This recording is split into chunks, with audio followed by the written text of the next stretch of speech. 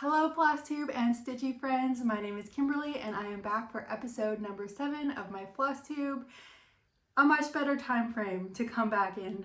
My previous video was 2 weeks ago, my video before that 2 years ago. So let's hope this is a good trend for me. I have lots to share with you, lots of fun things. But before I start, I need to thank you all so very much for your positive feedback for both my first video back, because I was definitely rusty and still am. I can hear the cat pawing at the door, so I'm gonna open that or he's gonna drive us crazy. Let's hope he stays out of trouble. So yeah, thank you so much for your positive feedback from my video. And also in that video, launched my little foray into cross-stitch design. So that was really exciting and I feel so blessed with all of the support that you gave. I'm just gonna show you the few designs that I debuted in that video, just as a little reminder, AKA humble brag, maybe, we'll see. Anyway, I debuted my sunflower quilt barn in that video. So this was my very first design that I put out. And then I also debuted the autumn cowboy boot bouquet. So I did this as a little ornament. And since then I've added to that collection, I have the wheat harvest cowboy boot bouquet, which I also finished as an ornament. This one a little bit skinnier. I went for the thick ornament here and opted for the skinny ornament here. And I just finished this with twine and some really sweet lacy trim, I guess, or ribbon. This comes from the trim packs or trim bundles you can get from Michael's. And then this is just a roll of twine that I also believe I got at Michael's. So. And then this week, making its debut, is the sunflower cowboy boot bouquet. So these two I stitched with Roxy Floss Co. Floss. And my charts for all three of these come with DMC and a Roxy Floss palette. And this is a little fall series. So this little fall series is now complete with the autumn, wheat, and sunflower cowboy boot bouquets. And yes, the boots are all the same size. The bouquets are a touch. Some are a little taller than others, but they all go really nicely together. So you can find all of my designs, all the information about my finishing and everything like that on my website / blog.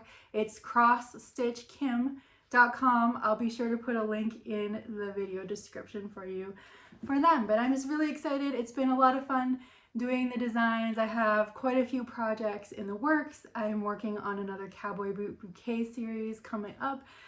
So there's a lot of things down the pipeline that I'm really excited about. And this design thing it opened a can of worms for me that I can't close. I've just been designing like crazy. I'm also working on another bigger series that I can't wait to share with you. So stay tuned for them as well. In my number 6 video a couple weeks ago, I shared my FFOs for 2026 so far, and that was a lot of fun. I did mention in that video that I have a whole bunch of finished stitches that aren't FFO'd yet and that I would share them with you this week. So I have them all lined up to go here for you. These are in order from the ones I finished first in 2026 up to my most recent finish. And these are not FFOs, they're just finished stitches. They need to be FFO'd. But let's get started sharing those because I'm really excited about them.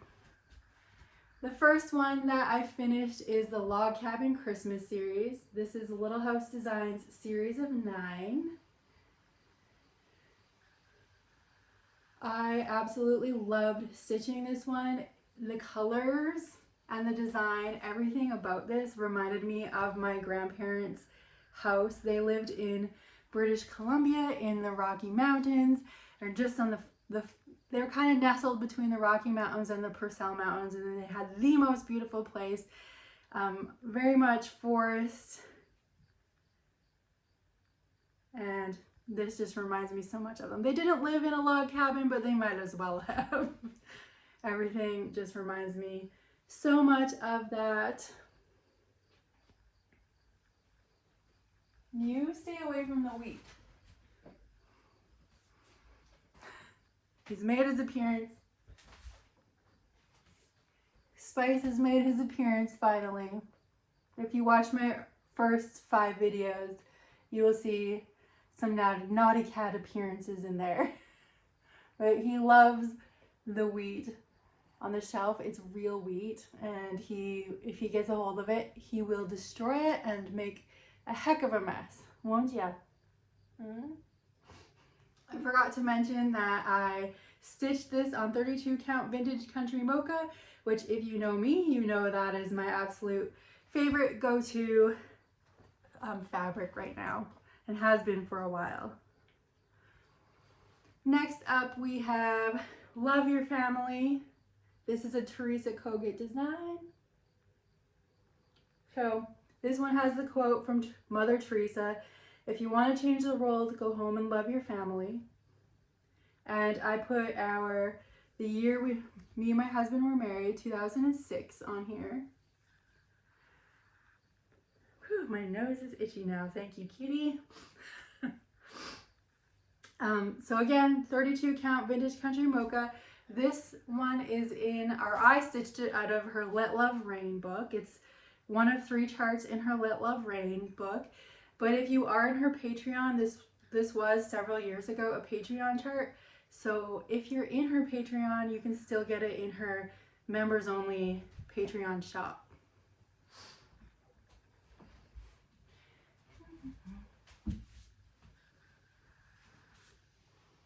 My third finish for 2026 is Winter Moon. And by third finish, my third finish that's not FFO'd, because I definitely had a lot of finishes this year, but they're already finished, fully finished. So this is Winter Moon by Plum Street Samplers, and it's stitched on 40 count vintage country mocha, which I discovered while stitching this that I enjoyed stitching it, but I don't love stitching one strand of floss. So I stitched it 1/2. I'm not a huge fan. I know a lot of people are. I found my floss knotted a lot more than normal, probably just because I'm not used to it. But I also am so used to my 32 count fullness in my 2/2 stitches on 32 count that I just love the look of it better. It's a total personal preference. Like everyone says, there are no rules in cross stitch, but I still really love this piece. It was a lot of fun to stitch, as Plum Street Samplers are. A few things about Plum Street: they're always so fun to stitch, and also they're so easy to identify. You can see a stitch and know immediately if it's a Plum Street, which I absolutely love. They have that design identity, I guess you could say, and that I really love. Next, I have a little collection here that really needs to get FFO'd, but I love to stitch. I don't necessarily love to FFO things. So this is a series, it's the Cherry series. I'm not sure exactly what this series was called, from Stitching with the Housewives. It was in April or May. I think these came out in May. And I stitched all of them with the full intentions of finishing them for like a tier tray decoration, and never did. They will get finished someday, maybe. I have such a huge stack of finished stitches, but this one, pretty pleased with the cherry on top. Home Sweet Home. Farm Fresh Cherries. All stitched on 32 count vintage country mocha. Life is Cherry Sweet. And Life is Just a Bowl of Cherries. These are so cute and so fun. Love the colors. They remind me of cherry cola for some reason. Just the colors and then the fun cherry theme, obviously. But next up, I believe this is called Do Dragons Fly. This was hands-on designs class in the Spring Mingle. Maybe I got a kitty bag.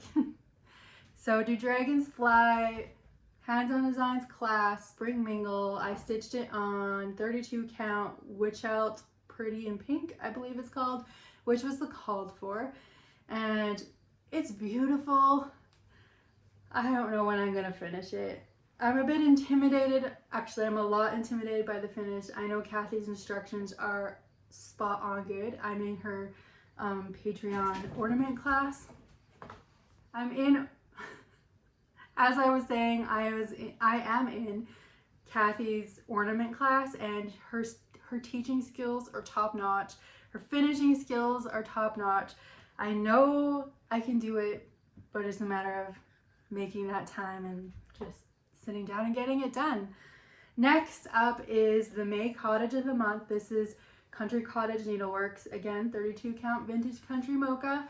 But this I wanted to share because this is what opened the can of worms for me as far as color conversions. I did a complete color conversion with DMC on this one, and I haven't looked back since. I've been color converting and then got into Roxy floss, hand-dyed floss, and I've just been obsessed with doing my own color conversions, and then that rolled into doing my own designs. So I think this piece kind of really got the ball rolling for me. It's just a nice little cute piece. I've been stitching these Cottage of the Months quite regularly, but yeah, it just kind of started the whole thing, and that's really exciting. Okay, next I want to share with you a little project I'm working on. This is what I call, literally I'm just calling this Project Schooler Santa, and I love Prairie Schooler in general, but the Santas are so fun. I see so many people doing them, and I just want them too. So the very first Santa came out in 1984, which is the same year I was born, so I felt like it was just meant to be. So I started my Project Schooler Santa is with the intentions of stitching them all in the order that they came out in, starting with 1984. So I haven't been doing this as regularly as I was, just because of time and doing my own designs now, but I still want to keep working through these. So this is the 1985 Santa. And then I believe 1986, but I could have these mixed up. 86 and 87 or vice versa on these last two, but they're so sweet. I can't wait to get these FFO'd. I think I'm going to make them as decorations for my Christmas tree, but we will see. I'm going to just keep stitching them and at some point finish them. I'm going to finish them kind of along the way. I do not want 40 years of Santas in a stack waiting for me to finish, because you know I'm not going to do that. So I'm definitely going to finish them as I go. We will see how. We will see. It's going to take a few years to work through those. Next is another Teresa Kogut. This one is from her Patreon. I forget what month, but it's My Horse, My Heart. And if you watched any of my previous videos, or maybe you can tell from behind me, I'm a horse girl. I have two horses, Ruby and Fran, and this seemed fitting, and there's just not that many cross stitches like this just for horse girls, so I had to stitch that one. I'm really excited to get that one fully finished. And then my most recent finished stitch that is not yet FFO'd is Bumblebees or Ladybugs and Bumblebees, I think it's called, from Country Cottage Needleworks. So I showed this one last week as a whip. It is now finished, and I did take it to Michael's to get a custom frame built for it. So hopefully in a few weeks I will have that frame back to do that as well. But It says, the ladybugs and bumblebees do while away the hours by traveling through the garden leaves and dancing in the flowers. And this one I did a full Roxy Floss Co conversion on and stitched it on their Panettone 32 count linen. So those are my finished stitches that are waiting to be FFO'd. Some of them may be waiting a while. We all know how that goes. So next, let's move on to my whips. I don't have a ton of whips. I never really use, I shouldn't say that. These are just the whips that I've been working on recently. I do have a drawer full of whips that are kind of just having a break, we'll say. And I do plan on getting to most of those as well in some time in my life, but as we all do, right? But these are the ones I've been recently working on. They are not pressed or anything, so excuse the wrinkles. This one has a lot of fans. This is Summer's Sweet Reward. This is a Teresa Kogut July Patreon. It is a big one. It actually is not going this far over. I just have a big piece of fabric here, but it's probably about there, about that size. And my favorite was the house. I started with the house. Oh, I should show you the cover page. So this is the cover page, and I don't know if you can see, but I have some writing on there, and I've kind of sketched out the areas. When I stitch these, I kind of do a rotation, and I set a little mini goal for myself for what I want to get done in that rotation. So in this one, on these big charts, I like to divide it all out. It's not set in stone. I can easily change, but it just gives me a little bit of a guideline, I guess, or a little goal for each time I sit down to stitch these. So it's kind of hard to see, but it's kind of like a little mini stitch along that I do with myself. And so this time I did this little section. I started with the house, which was divided into 4 sections. So this was number 5. Next, when I pick it up again, I will start working on this section, which I put a number 6 on. And yeah, I'll just keep working through it. I believe there are like 13 sections in here, maybe more. I think 13. So that does not mean I'll be done in 13 weeks. That just means the 13th time it comes around in my rotation, I'll be done. That could be 2 years from now for all I know. I did a partial Roxy Floss conversion on here, which I've had a lot of questions about. Let's see. I think they're all in here. So the Roxy colors that I chose to use, the blue turquoisey color that's in the house windows and in the tulips is Whistler. And then the house is done in geranium, which I'm getting real low on. I got a new order coming. I haven't done a ton yet, but the dark red, dark burgundy red is Chambord, I believe. That's how you say that. I love this deep, rich, like dark burgundy red color. And the door, this bright red, that's the door. And then this big tomato. Can you see that? The big tomato shadows over there is done in Fuji, which is a really fun color. It's brighter than I thought. It looks bright, but it stitches up really bright, which is kind of cool. And then the pink, the lighter pink that's in the tulips is salmon. So the rest I'm using DMC, the call for DMC, and then I switched what I felt was appropriate into the Roxy Floss. So that is called Summer Sweet Reward, a July Patreon from Teresa Kogut. And that might be my only whip. No. Hold on, I got one more. My second whip was actually just a start this morning.